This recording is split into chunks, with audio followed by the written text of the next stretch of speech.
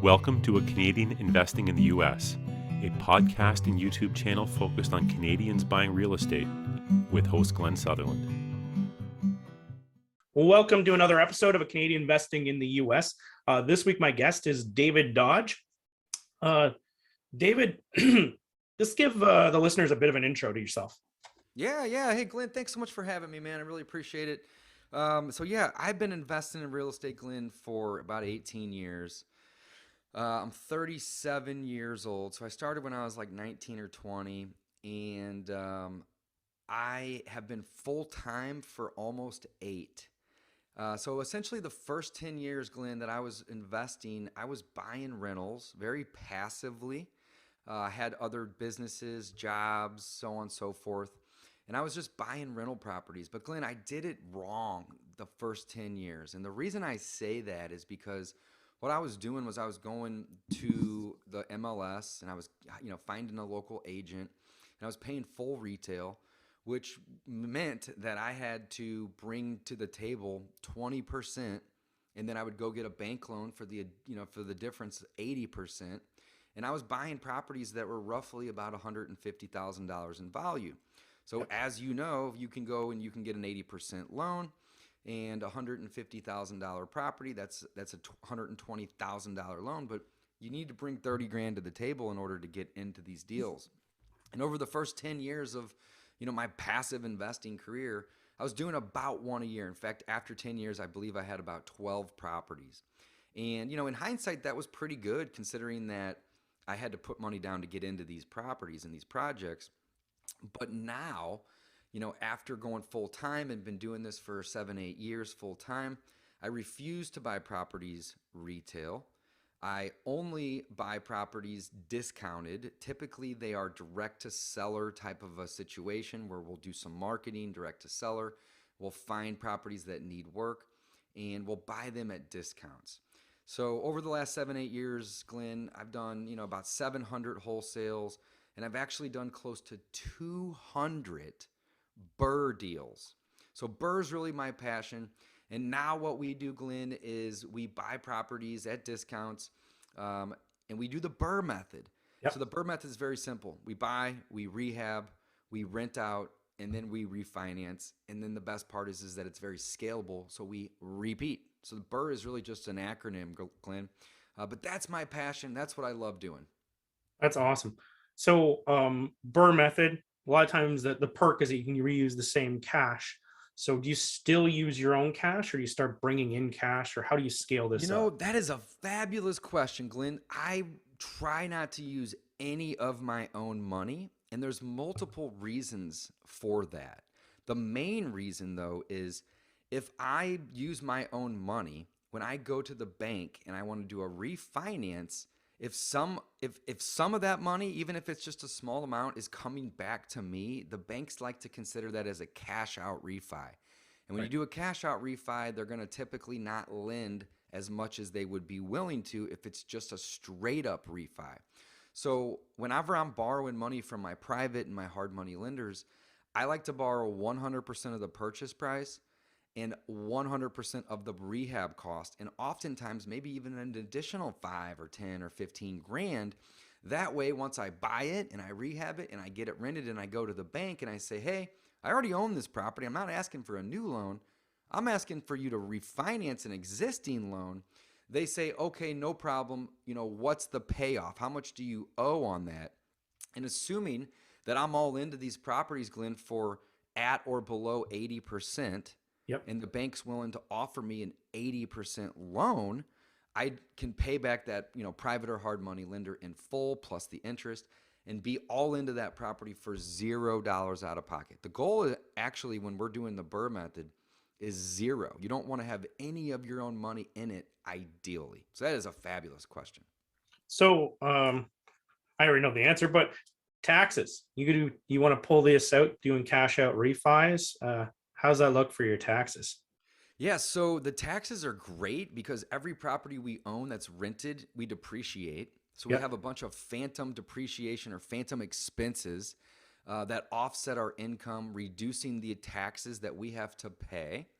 And then additionally, if we are going to do a refinance and we pull equity out. So there's some scenarios where, we'll do the BRRRR method on a property. We just did one recently on a commercial building, and we pulled out $50,000 above and beyond what we owed our private lender to buy it and to rehab it. So that $50,000 that we pulled out wasn't profit. It wasn't even really income. It's debt. So there's zero tax obligation or liability on any excess money that we're able to make or pull out once we refi. Fabulous question. So when you do these refis, you're going to strip out all of the original money that was put into this to get back to yourself tax-free. But it's also going to increase what a loan payment would be, which would decrease your cash flow. Is there, you have any tricks to scaling this? Because I know a lot of people are going to find that, it's not a huge amount of money, depending on how much the purchase price is and what kind of rents you're going to get. Like if you wanted to leave your job on this, a lot of times you do the math, you're like, man, I'm going to need 30 of these or 40 of these to pull this off. Yeah, so that's a great question, and it really depends on what your freedom number is. If you're what's the minimum amount that you need to live on, right? So in my case, it's probably about $5,000. Yeah. Well, if I do a 30-year fixed loan on my refinance, which we can do now, it used to be difficult to do a 30-year loan in an entity, in a business. But recently, about 6-8 months ago, there's actually quite a few lenders out there that will do 30-year fixed rates to your LLC, to your business. And, if I need $5,000 a month to be able to, cover my minimal cost of living, and I can do a 30-year loan, which generates about $500 a month, I only need 10 of these properties. So you're not wrong. If I'm only making 200 or 250, well, then I'm going to need, 20 or maybe 30 of them. But we like to try to increase the amount of cash flow as much as we can. And one way to do that is to get a 30-year loan versus a 15 or 20-year loan. When I started investing in the US, I did it by myself and had to go through the growing pains of doing that. GlenSutherland.com/coaching. A 12-week coaching program done 1 hour per week over Zoom from the comfort of your own home. Classes are kept to 5 people to be able to answer everyone's questions. Shortcut the process. Make fewer mistakes. Curriculum available at GlenSutherland.com/coaching. Okay. And does this strategy, does it work everywhere? Does it work in certain markets? Like, could you do this? I know you get in different price points and it changes things. Like, do the BRRRRs work everywhere? Yeah, that's a great question. So the BRRRRs will work everywhere, and they can work in any other country as far as I know. Yeah. The main thing that you have to keep in mind is that you make your money when you buy and you get paid when you sell. So if you're buying properties at full retail and they need some work, it's very difficult to increase the value of a property by 20% just on rehabbing it alone. So as long as you're able to buy a property at a discount and you're able to add a little bit more value, hopefully, from rehabbing it or updating it or renovating it, those are all the same thing essentially. The goal here is to be all into the property at 80% of what it appraises for. So here's the cool part. When we're doing the BRRRR method, we're not walking into a local bank or local credit union, or more recently, we're working with some of the bigger national, players as well. But when we're reaching out to these, these lenders on the back end here, we're not asking for a loan to buy. We've already purchased the property. Right. And ideally, we're using private money or hard money to do so. So when we go to these lenders, we're not asking to, get a loan to buy. We're asking to get a loan to refinance an existing lender. And when you do a refinance, they're going to say, okay, well, we'll lend you 80% of what it appraises for. Well, if they're only lending 80% of your cost, no matter what that number is, Glenn, you're going to be leaving money in that deal. Right. Yeah. So the goal when we're doing BRRRR is to borrow money and use leverage to buy. We're going to use leverage to get it fixed by using general contractors or subcontractors. I love using leverage when it comes to the renting and the property management side of things, because somebody else can do that leasing and management for me. And then last but not least, I'm going to use leverage with the refinance on the back end, but I'm going to make sure that whenever I go to these local banks or credit unions and I ask for a refinance, that they're going to lend me on what this property appraises for. So if you can be all in at, let's say, 80% of what it appraises for, and they give you an 80% loan, you can pay back your private or hard money lender and acquire the asset with no money out of pocket. However, if you go to a bank or local credit union and they say, we'll give you 80% of your cost, again, no matter what that number is, Glenn, you're going to leave money in it. So we're always looking to get our loans based upon an appraised amount. And some banks will have certain criteria that you have to hit or be at in order to get a loan based on the appraisal. Love that. Great question.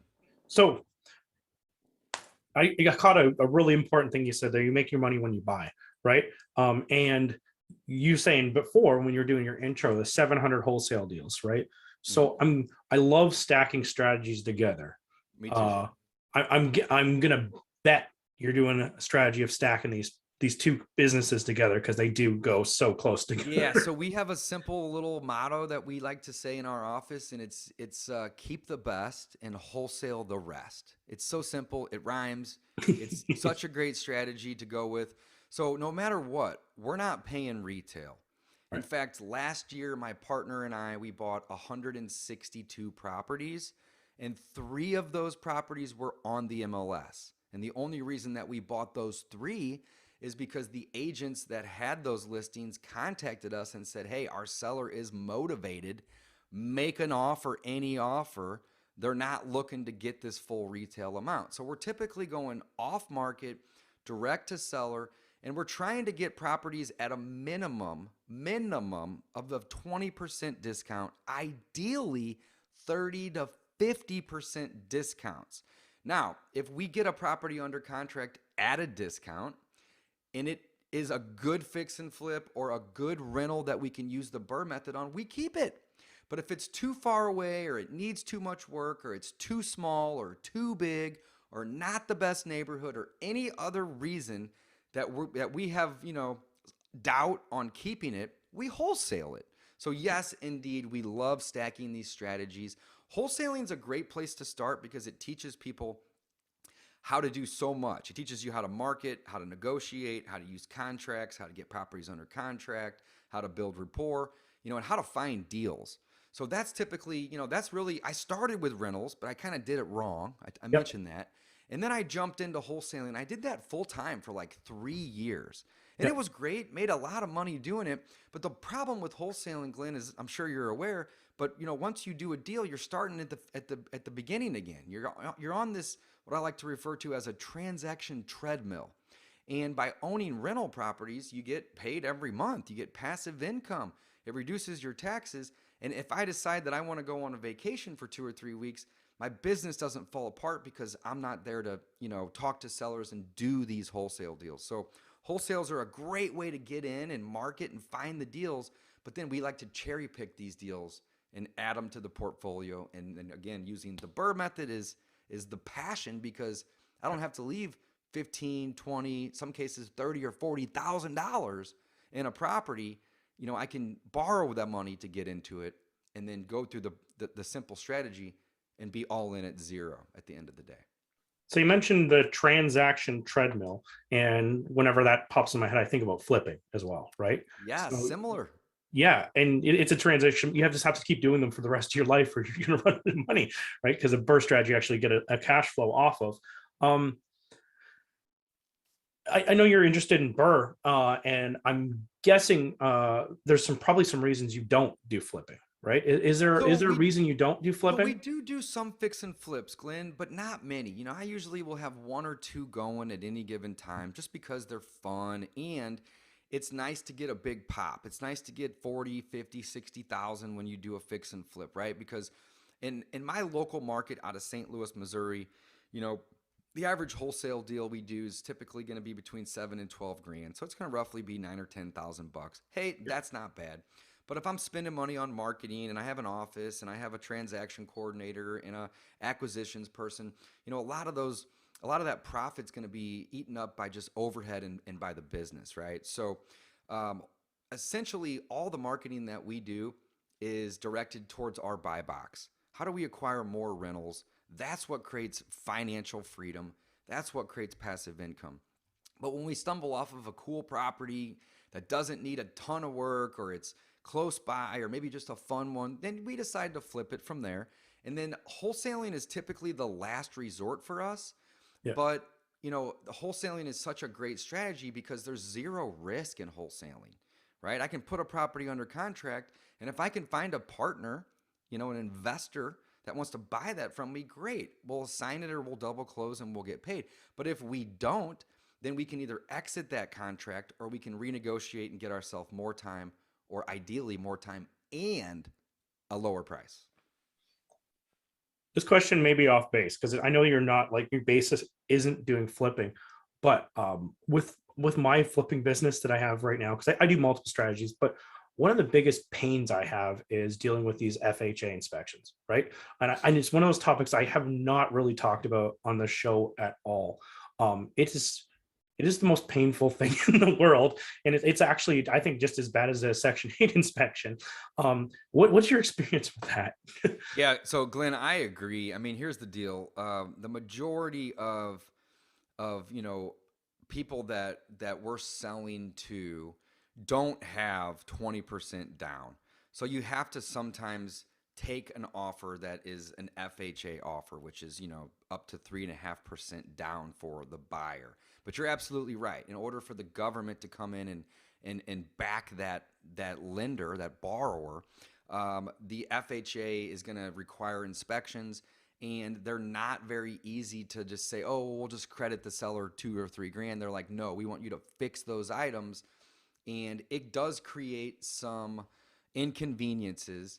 But at the end of the day, when we're doing a rehab on a property, we're trying to fix all the main items anyway. So yes, it does create, some inconveniences, but at the end of the day, it's typically not that big of a deal to get around those inspections. The thing I don't like about it is you have to pay for those inspections, and then you have to pay for those repairs typically. So again, some inconveniences, but you just got to work around them. Have you had any ridiculous requests? I've had some recent ones that were just like, we need the air conditioner replaced on a working air conditioner. Have you had crazy stuff like that before? Yeah, and we've had, and sometimes we'll argue them and they'll back off. Other times they won't. And sometimes if it's something that is just completely crazy, we'll go back to the seller and we'll say, listen, we don't think this is necessary, but your lender does. So you either need to pay out of your pocket to fix these items, or we will, but we're going to increase the price of the home to where we're able to get that back. And if they don't like it, then we say, okay, well, we're sorry, but this isn't going to work for you. So, don't be afraid to ask. If you don't ask, the answer's always going to be no. And jumping back a bit, because I went down a little bit of a rabbit hole there when Oh I yeah, heard no the problem, no flipping problem. thing. But marketing for these things, like when you're doing this, the wholesaling, I hear wholesalers doing lots of different strategies. Sometimes they got to go direct to property managers. Sometimes they're like buying list source lists and doing mailers. There's the bandit signs. What's your flavor? What do you Man, guys that like? is a fabulous question. So we do a lot of different things. So we have 2 cold callers that call 6 days a week. We have a virtual assistant that also does some cold texting. We do some direct mail from time to time. Sometimes we'll put some radio ads up for a couple months. We like to drive for dollars to create our own lists locally. Sometimes we'll buy lists from, like you said, List Source or Batch or PropStream or some of these other providers. And we're targeting, off-market properties with high equity that the owner has owned for, sometimes 10, 15 years. Death, divorce, disease typically make for a motivated seller. So, here's the thing. We do a lot of different types of marketing, and we kind of shift in and out depending on what's working at the current time. But at the end of the day, all real estate investors do, in my opinion, when they're buying a property, is they exchange convenience for a discount. That's it, right? And I mentioned it earlier, and you repeated me. You make your money when you buy. You get paid when you sell. So we're looking to buy deals, aka discounted properties, and the best way for us to do that is to find sellers that are either distressed themselves or own a distressed property, and then come in and offer them convenience. And in exchange, Glenn, for that convenience, we don't ask, we demand a discount. So I'm sure you're having people listening right now that say, well, Dave, that sounds great and all, but like, what does the convenience look like? Guys, 80%, right? You guys have heard of the 80-20 principle, right? Oh, yeah. 80% of the convenience falls into three simple categories. Number one, cash. We're not going to have a bunch of financing contingencies like Glenn just mentioned with FHA. No, Yep. we're going to offer to buy properties cash, right? Number two, we are going to buy these properties as is. So if it's distressed, we're not going to make them paint or clean or repair. And oftentimes I tell the seller, hey, you can take what you want and leave everything else behind. And it may be 5 dumpsters worth of nonsense, but I'm going to buy these properties as is. So number one is cash. Number two is as is. And number three is a relative term, but it's quick. We're going to be able to execute and purchase these properties quick. So when we say quick, we're really saying, 2, 3, maybe 4 weeks. But again, it's a relative term because if they were to go, to the traditional way of selling a property with an agent or a broker and have it listed on the MLS, it may take 2 or 3 or 4 months, right? So it's relative. So the convenience is really simple. We're cash buyers, we buy as is, and we close fast. And those three things are going to make up about 80%. Now, the other 20% could be infinite number of things. It could be that they need help moving, or they don't have money for a moving truck, or whatever. And we come in and we say, okay, we're demanding a discount, but if you're willing to pay us, or if you're willing to sell us at a discount, we will provide as much convenience as we possibly can. Love it. And they're also they're getting away with not having to pay a realtor, right? And they're getting away with not having to pay a realtor. They're not having to fix the property up. They're not having to have embarrassing photos online if the property doesn't look that great. They avoid showings. They avoid all of that stuff, right? So convenience is the name of the game. And in exchange for that convenience, we don't ask, we demand a discount. Yep. You got to, you can be straight up with them. I need this. I need a discount. I'm an investor. Yeah, I'm not interested in paying you $100K for your property that has an estimate of $100K. I'll give you $65,000 for it, right? Call yourself and a if realtor. they say, well, that sounds good, then I'm going to open up those floodgates of convenience. Hey, when do you want to close? Don't worry about fixing it. I'm going to pay cash, right? Those are all conveniences. And there may be even more things that they need or want out of me in order to give me that number. But if they say, no, I won't sell it for less than 90, well, good luck. Maybe we'll follow up with you in 4 to 6 months. And if things changed, here's our number. We'll be ready to work with you. But we need to be near that $60,000 or $65,000 number in that, in that example. Yeah. And the money's in the follow-up because whenever no one else will buy for 90,000 either. You nailed it, Glenn. I want to emphasize that. The money is in the follow-up. And over the last 7 or 8 years, we've kept track on the amount of time that it takes from a lead to come in, or maybe it's us first contacting a seller, to the time in which we're able to get the deal done. And Greg, what we've found is the average deal we do takes 4 to 6 months. Doesn't mean that we can't do some marketing and get a deal right away. That happens too, right? But the average deal, 6 or 7 out of 10, it's going to take 4 to 6 months because we have to continuously follow up with these sellers, make friends, build rapport, and eventually we can't convince them to be motivated. That's the thing. And it took me a while to learn that, Glenn. But what we can do is we can be there to help them once they decide they're motivated. I'm so glad you brought that up. Yeah. Awesome. And last sort of thing I'm going to go down, and it's not really directly related to this, but David is he's located in Missouri, right? I haven't had anyone on the show from Missouri in about 2 years, I think. Okay. That's my last Missouri guest. And so I don't know, the podcast keeps growing. So we haven't done a lot of Missouri talk at all. Sure. You're doing BRRRRs, so you're dealing with tenants. Is this a place do you want to do, what's the tenancy law like? Is this a place you actually want to have tenants? Yeah. So the tenancy law in Missouri is, very equal to protect both the tenant and the landlord. It's not very sided one way or the other. You know, we like to be very fair with our tenants. We like to be very transparent with them and let them know what we expect out of them and also what they can expect out of us. And if a tenant doesn't pay, typically we can get them out within about 45 days, maybe a little longer, but it doesn't take multiple months. The cost to do an eviction here is about $300. But again, our goal isn't ever to force people out. Our goal is to help them any way we can, if needed, to pay the rent. And this is a business. You have to understand that, some landlords will get into the business and they run their business like a charity. And we still have underlying debt and mortgages. So we have to run it like a business. But yeah, it's not sided to either party in this state, which is great.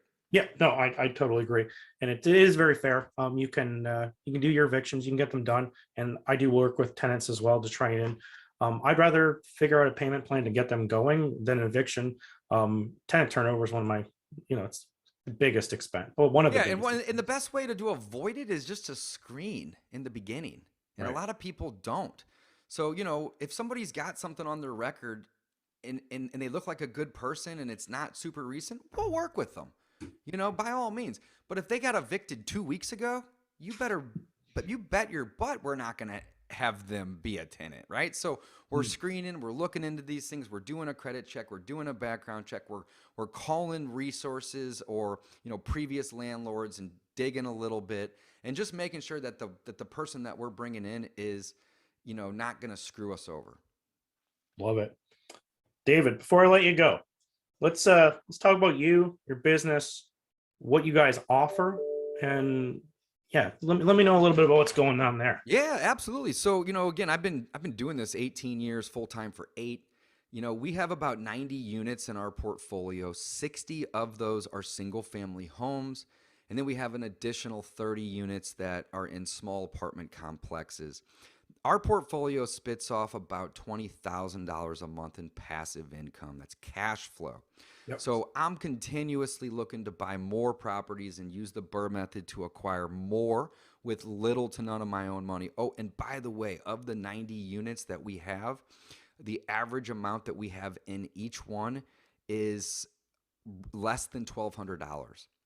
So we're acquiring assets, rental properties, for about $1,200 on average. The goal is $0 out of pocket, but occasionally you may have to leave $2 or $3 grand in a property. But leaving $2 or $3 grand in a property is not a big deal at all, Glenn. Recapture in a Compared couple months. to the first 10 years that I did it, right? Don't do like Dave did for 10 years. Do like Dave does now, and Glenn, of course, does now, right? Yeah. So yeah, that's basically the business. We do tons of wholesaling. We love buying rentals. And at this point in my career, I love helping, teaching, providing value. That's why I'm here on this show with you today. And I do offer coaching. So if anybody's interested to learn more about how you could work with me or how you can learn the BRRRR method and get guidance and coaching from me personally, we have a simple website you can go check out to learn more. And that site is wholesalinginc.com/rentals. Again, wholesalinginc.com/rentals. You can learn more about our program. And Glenn, if somebody wants to book a call and talk to one of my team members to learn more, we love setting up those book a calls so we can help, teach and essentially, give you more information about the program. Love it. And I do love that you mentioned that it's with you in person, because there's if I was paying for a course, I'd want to talk to the person, not just go through a bunch of material. Yeah. So I have a team, but I do the coaching because I like it. I'm passionate about it, right? So I let my students, communicate with my team as needed, but I'm the main person. I'm the coach. I love it. And there's nothing better than helping somebody buy their first rental or their 10th or 20th or 30th. And really, the name of the game isn't necessarily to get people to just buy rentals. The name of the game is to get people to create financial freedom. And that's what rental properties do. And if you don't have the best credit or a ton of capital, the BRRRR method is the vehicle that we use to acquire these rental properties, these assets, with very little, and in most cases, or in some cases, none of your own money. It's a fabulous strategy, and I absolutely love it, Glenn. Love it. I love this interview. It was there's been lots of talk about BRRRR on the show, but it was explained very, very well. Like I think it really came across well. I really appreciate that, David. Glenn, thank you so much for having me, man. I'm super grateful for this opportunity to be here and to provide value to your audience. And man, I really appreciate you and all the things that you're doing for your community. So again, thank you so much for having me, Glenn. Thanks for coming on. Appreciate it.